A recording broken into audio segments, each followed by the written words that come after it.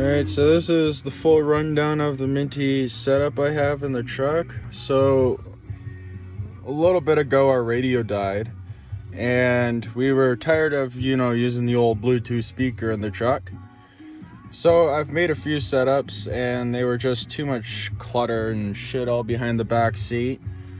So I have now basically took a Bluetooth speaker apart, which is, you can see a Marley Get Together.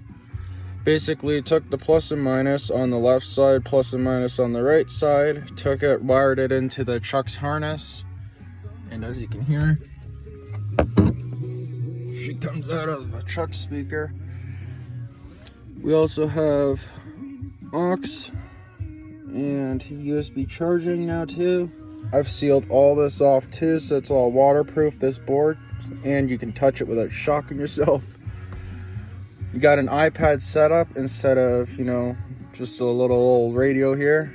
You do just about anything you probably shouldn't be doing on the road on this thing. But yeah, it's mint.